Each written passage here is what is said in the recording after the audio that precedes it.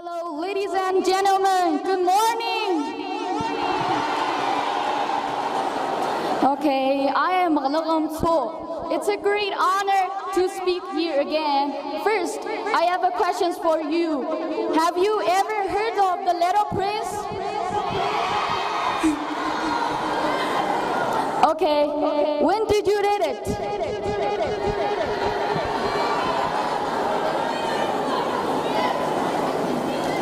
Wow, embarrassed. In 2020, a normal afternoon, I opened The Little Prince. In the meantime, I was opening the New World. In the New World, there are so many things, such as love, loyalty, and responsibility. Through these things, I understood life is full of romantic. The Little Prince was written by Antoine de Saint-Exupéry.